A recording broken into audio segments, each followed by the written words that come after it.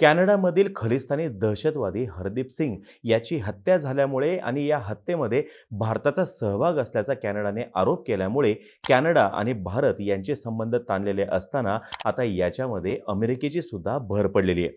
अमेरिकेतील फुटीरतावादी नेता गुरपतवत सिंग पन्नू याची हत्या करण्यासाठी भारतीय नागरिकाने एका मारेकऱ्याला पैसे दिल्याचा थेट आरोप अमेरिकन प्रशासनाने केलेला आहे आणि या संदर्भातली कागदपत्र सुद्धा त्यांनी अमेरिकेतील न्यायालयामध्ये सादर केलेली आहेत. अमेरिकेने हे संपूर्ण प्रकरण भारत सरकारच्या कानावर घातले आणि भारताने सुद्धा हे आरोप गांभीर्याने घेतलेले आहेत. कॅनडा पाठोपाठ अमेरिकेने सुद्धा अगदी तशाच पद्धतीने आरोप केल्यामुळं या एकूण विषयाचं गांभीर्य मोठं आहे. आज आपण सविस्तरमध्ये माहिती घेऊयात की या एकूण घटनेमुळे भारत आणि अमेरिका संबंधांवरती नेमका काय परिणाम होऊ शकतो आणि भारत आणि अमेरिका हे दोन्ही देश एकमेकांसाठी का गरजेचे आहेत याच्यावरती सुद्धा आपण प्रकाश टाकण्याचा प्रयत्न करूयात. नमस्कार, मी अरुणराज जाधव बोल व्हिडिओवरती तुम्हा सर्वांचं अगदी मनापासून स्वागत करतो. आता बघा, ह्या संपूर्ण प्रकरणामध्ये आरोपी म्हणून नाव येते भारतीय नागरिक असलेल्या निखिल गुप्ता याचं आणि त्याने एका मारेकऱ्याला न्यूयॉर्कमधील फुटीरतावादी नेत्याची हत्या करण्यासाठी पैसे दिल्याचा दावा अमेरिकन प्रशासनाने केलेला आहे.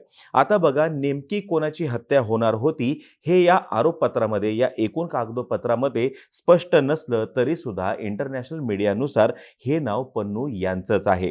पन्नू शीख फॉर जस्टिस या एका संस्थेचे संस्थापक आहेत आणि त्यांनी स्वतंत्र खलिस्तानची मागणी गेल्या काही वर्षांपासून लावून धरलेली आहे आणि ते स्वतःच्या संघटनेला ह्युमन राईट्सची संघटना जरी म्हणत असले तरी सुद्धा भारत सरकारच्या दृष्टीने ती एक दहशतवादी संघटना आहे आणि पन्नू हा दहशतवादी.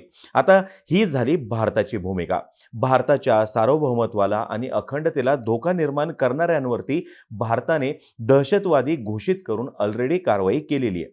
पण अमेरिकेसाठी पन्नू ही अमेरिकन नागरिक आहे आणि त्यातल्या त्यात तो अमेरिकेतील एक वकील आहे. अमेरिकेने भारतीय अधिकाऱ्यांवरती केलेले हे आजवरचे सर्वात डायरेक्ट आणि गंभीर आरोप आहेत आणि या आरोपांमध्ये भारत आणि अमेरिकेचे संबंध डॅमेज करण्याची सुद्धा क्षमता आहे असं या क्षेत्रातील तज्ज्ञांचं मत आहे. योग्य रीतीने जर का हे प्रकरण हाताळलं गेलं नाही तर याचे परिणाम लॉंग टर्म साठी असू शकतात असं सुद्धा म्हणलं जातंय. भारताने सुद्धा अमेरिकेकडून मिळालेले सर्व इनपुट्सवरती काम करत असल्याचं म्हणलेलं आहे. या इनपुटचा आधार घेऊन भारताने या संदर्भात एक हाय लेवल कमिटी एन्क्वायरीसाठी स्थापन केलेली आहे आणि या एन्क्वायरीमध्ये नेमकं कोण आहे हे जरी स्पष्ट नसलं तरी सुद्धा भारतासाठी ही एन्क्वायरी कमिटी फार म्हणजे फारच महत्त्वाची आहे.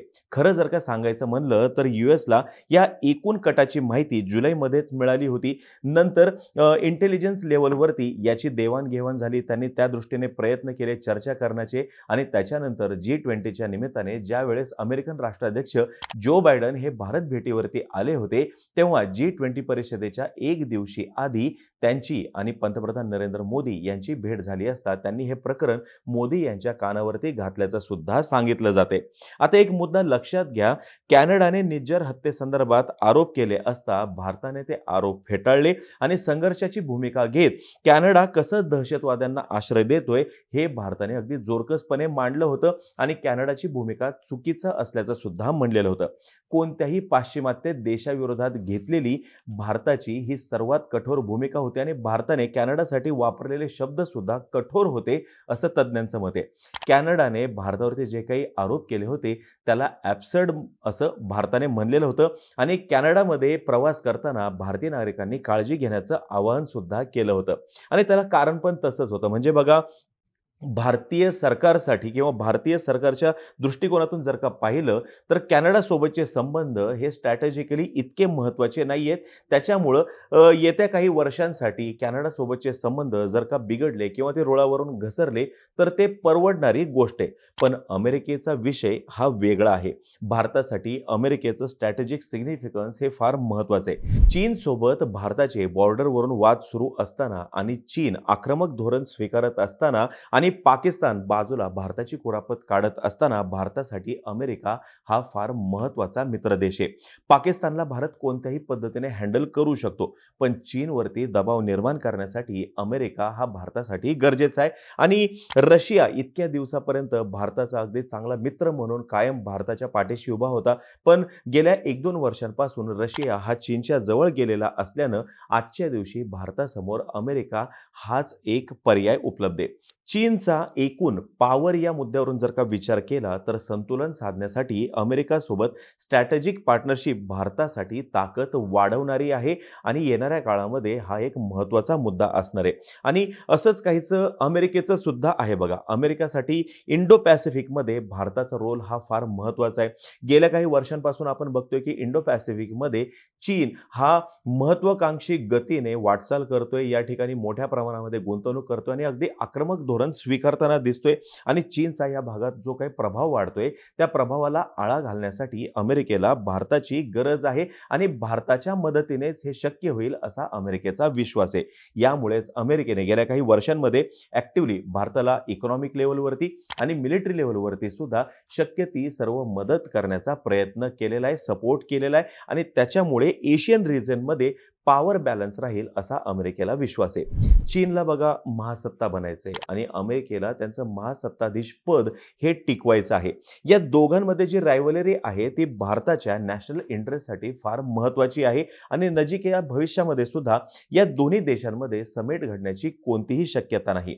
अमेरिकेसाठी सुद्धा भारतीय मार्केट हे फार महत्त्वाचं आहे.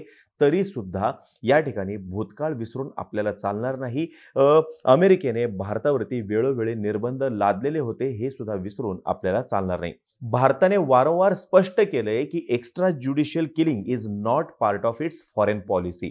म्हणजे भारताचं जे परराष्ट्र धोरण आहे याच्यामध्ये कोणत्याही व्यक्तीचा हत्या करणं हे भारताच्या पॉलिसीचा भाग नाही, हे भारताने स्पष्ट केलेलं आहे. तरी सुद्धा कॅनडामध्ये हरदीप सिंग निज्जरची झालेली हत्या, पाकिस्तानमध्ये सुद्धा अजून एका शीख लीडरची झालेली हत्या आणि आत्ता हा अमेरिकेमधील हत्येचा कट, याच्यातील पॅटर्न हा समान आहे आणि तो चिंता वाढवणारा आहे आणि याच्यामुळे इतर देशांसोबतचे संबंध सुद्धा बिघडू शकतात असं या क्षेत्रातील तज्ञांचं मत आहे. दोन्ही देशातील संबंध म्हणजे भारत आणि अमेरिका या दोन्ही देशातील संबंध हे दोघांसाठी विन विन आहेत आणि डेमोक्रॅटिक व्हॅल्यूची जपणूक करणारे आहेत. पण काही तज्ञांनुसार हे संबंध जे आहेत हे फक्त आणि फक्त इंटरेस्टवरती आधारित आहेत. अमेरिकेमध्ये सध्या डेमोक्रॅट्स सत्तेमध्ये आहेत आणि त्यांच्यासाठी इतर कोणत्याही मुद्द्यापेक्षा व्हॅल्यूज आर इम्पॉर्टंट आणि म्हणून हा कट आणि या कटाचा शोध घेणं हे त्यांच्या इथल्या लॉ अँड ऑर्डरसाठी त्यांना गरजेचं आहे आणि येणाऱ्या काळामध्ये अमेरिकेमध्ये ज्या निवडणुका आहेत त्याही दृष्टीने हा मुद्दा त्यांच्यासाठी महत्त्वाचा आणि प्रतिष्ठेचा आहे. दोन्ही देशातील ट्रेड जो आहे हा जवळपास $191 बिलियन पर्यंत पोहोचलेला आहे. त्याच्यामुळे दोन्ही देशांचे खूपच हित संबंध एकमेकांमध्ये गुंतलेले आहेत. भारताला या मुद्द्यावरून अमेरिकेसोबत आता ट्रान्सपरंट राहावं लागणार आहे आणि योग्य त्या व्यक्तीवरती कारवाई त्यांना करावीच लागणार आहे. नाहीतर संबंध जर का बिघडले तर होणारं नुकसान हे भरून न येणारं आहे आणि न परवडणारं सुद्धा आहे. त्याच्यामुळे अगदी योग्य रीतीने पावलं उचलावी लागणार आहेत. कोणतीही चूक करून परवडणार नाही आणि भविष्यामध्ये अशा कोणत्याही घटना घडू नये याच्यासाठी सुद्धा भारताला काळजी घ्यावी लागणार आहे. आता ही माहिती जर का तुम्हाला आवडली असेल खाली कमेंट बॉक्समध्ये नक्की सांगा. तोपर्यंत आम्हा सर्वांचे व्हिडिओ जास्तीत जास्त लोकांपर्यंत पोहोचवा आणि चॅनलला सबस्क्राईब करायला विसरू नका. धन्यवाद.